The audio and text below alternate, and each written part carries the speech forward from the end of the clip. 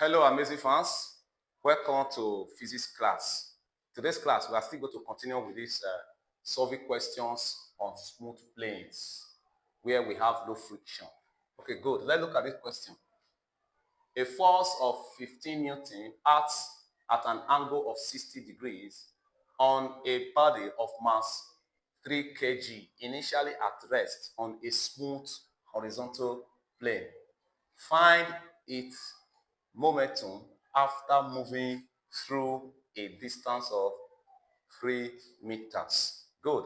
So now, for us to have a clue of this question, we look at the parameters given to us.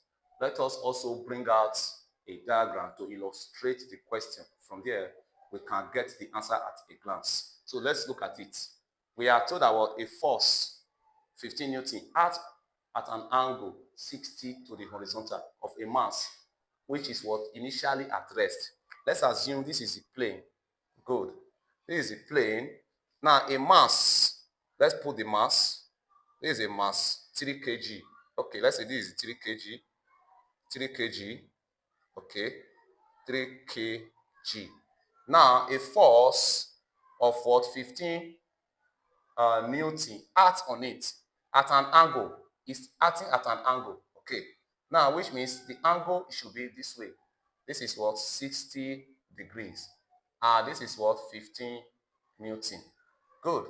Now, the question now asks us to find its momentum after moving through a distance of 3 meters, which means there is a horizontal distance. And from here, there is a force that this plane surface will also exert on this body, and that force is the normal reaction. That's the normal reaction, okay? Now, what we are interested in now is to calculate the momentum. Before you calculate momentum, remember that your momentum is equal to mass of that body times what? Velocity. But look at this question. Velocity is not given to us. We're only giving force, then the mass, and the distance. Now, what concerns velocity and what concerns momentum is that is why you are a physics student. You must derive, you must calculate from one parameter, then use it to get another. Now, let us go to the three equations of motion because we need to get what is velocity now. We need to get this velocity so that we just multiply with the mass. Now, let's look at equation that has to connect distance. Okay, let's look at this distance and velocity. Look at the third equation that says v square equal to u square plus 2as. Why this one is the velocity? This is initial velocity. It means the body is at rest. Initial velocity is 0, okay? But here, acceleration is not given. That becomes another problem. We need to find acceleration again. How do we find acceleration? Now let us come to this our diagram. So for us to have acceleration, for a body to be in motion, that will be on the horizontal part. That is where we have what distance here, 3 meters.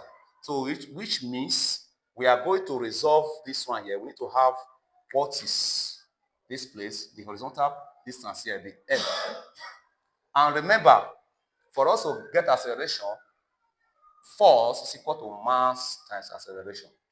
But we don't know this force. It is not this force we are going to use now to get this acceleration. Because for a body to be in motion, that is where we have acceleration. And now it has to be on this horizontal part. So this F is useless. We are not going to use this F to get our acceleration here. If you made that mistake, your answer is going to be very wrong. So, which means we are going to calculate the horizontal component of this force. The horizontal component is going to be what? F cos theta. That is the horizontal component here. So we're going to use that to calculate this acceleration. And now your F cos theta will be equal to what? MA. That is for this horizontal component. Good. So which means your theta is 60 degrees here. Then your mass is 3. We can calculate acceleration. And F is 15, which is what? 15 cos 60, then equal to 3 times. What is the mass? Okay.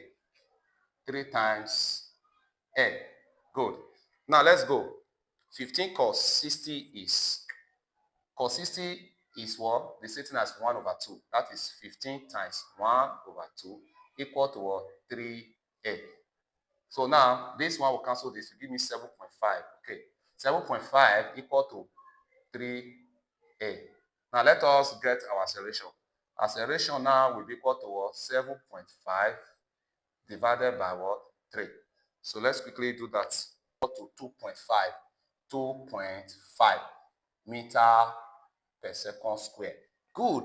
Now we now have the acceleration. From here, we can calculate our velocity now.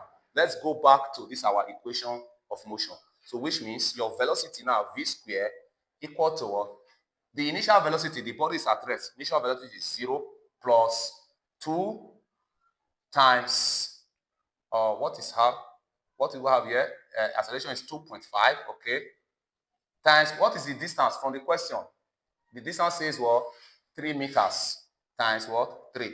So let us multiply everything. So v square equal to 2.5 times 2 times 3 equal to 15.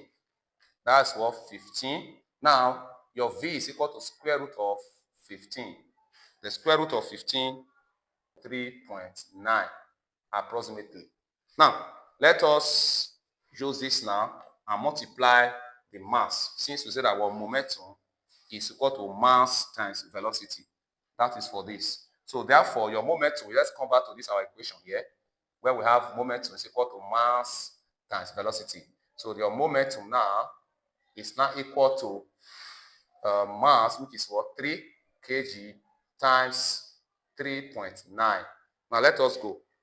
To now give us 11.7. Remember, what is the unit of momentum? We have kilogram per seconds. That is the answer. If you find the class very interesting, help us to share this video so that somebody out there can learn. Bye.